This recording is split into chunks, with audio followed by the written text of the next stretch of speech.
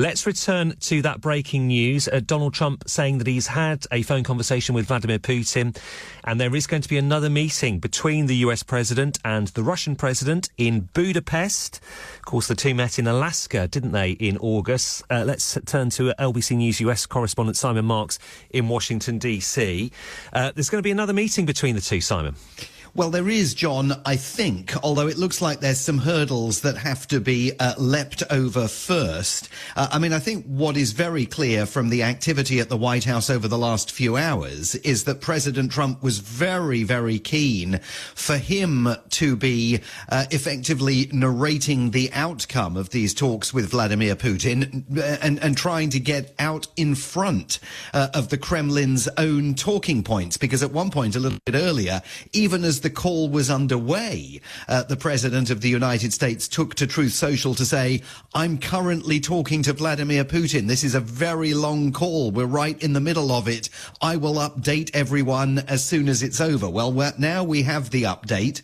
He says on Truth Social that he has concluded his phone conversation with the Russian president, describes it as very productive, says that President Putin congratulated him and the United States on the great accomplishment of peace in the Middle East, something that the Russian leader said has been dreamed of for centuries. So a bit of fresh evidence there that Vladimir Putin was once again playing Donald Trump like a violin, at least in parts of this phone conversation. The president then goes on to say that he thinks success in the Middle East will help in our negotiation in attaining an end to the war with Russia and Ukraine. He says that President Putin thanked First Lady Melania Trump for what he describes as her involvement with children, by which, of course, the president means the work that Melania Trump has been doing to try and secure the return of Ukrainian children who were taken away from their parents and transported against their family's will to Russia when the war began. The First Lady announced last week that at least 8 of those children have now been repatriated to Ukraine. A very long way ahead in that negotiation, but she also said that she has an open channel of communication now with Vladimir Putin. And according to the president in this statement, the Russian leader says he's very appreciative of Melania Trump's involvement in all of this and that the communication between the two of them will continue. And then we learn about the next steps that could be taken to try and prod Vladimir Putin towards accepting some sort of ceasefire or truce in Ukraine. President Trump says at the conclusion of the call, we agreed that there will be a meeting of our high-level advisors next week. The United States initial meetings will be led by Secretary of State Marco Rubio and others. The location for that meeting with Russian officials has not yet been announced. It is to be determined, according to the president.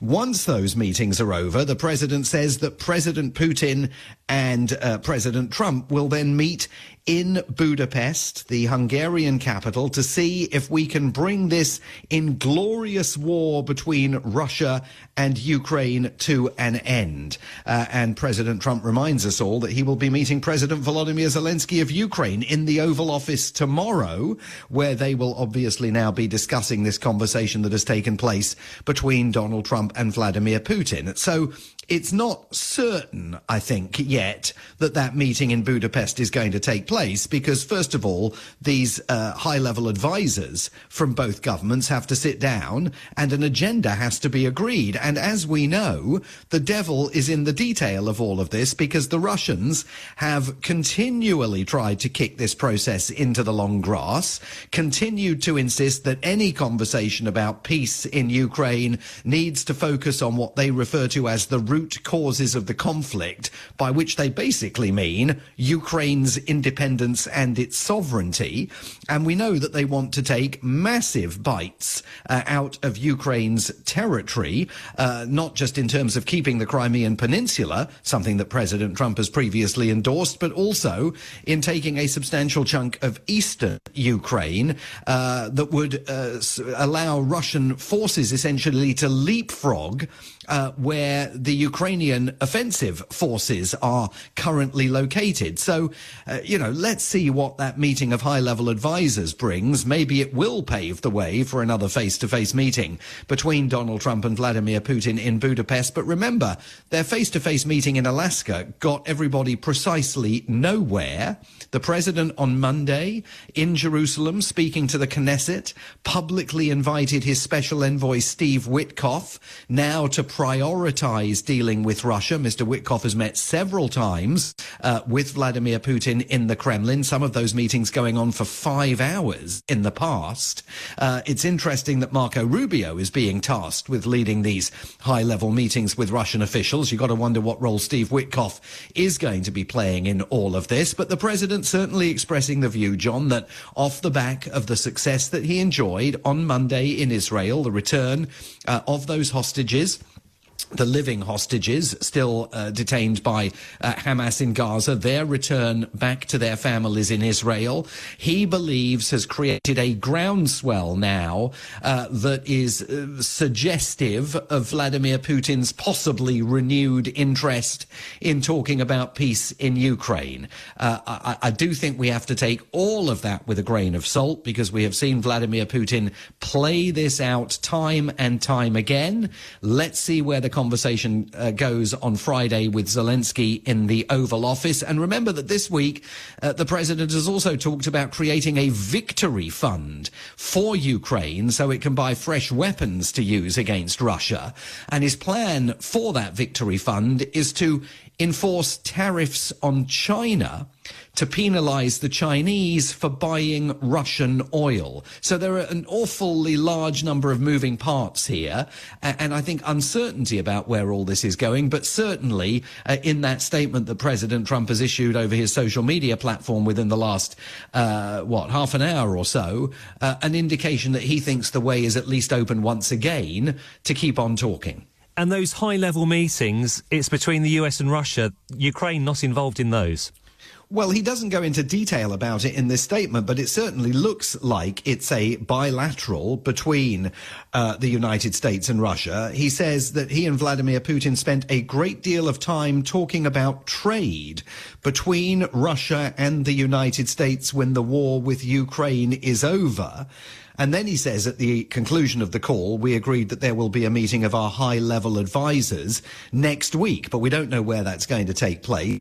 It certainly doesn't sound as though Ukraine's been invited to participate in that.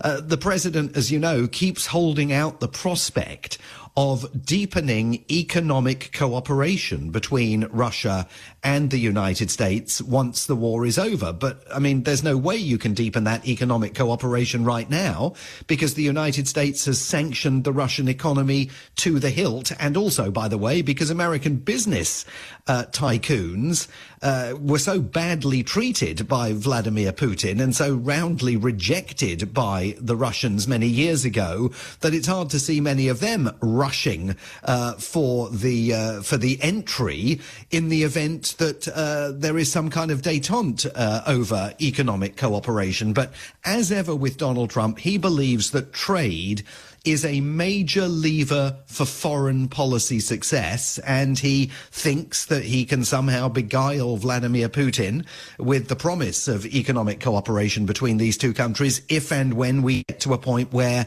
the war is over. Simon Marks, LBC News US correspondent, thank you. We have just seen a further comment from Donald Trump on Truth Social regarding the Middle East. If Hamas, he says, continues to kill people in Gaza, which was not the deal, we will have no choice but to go in and kill them.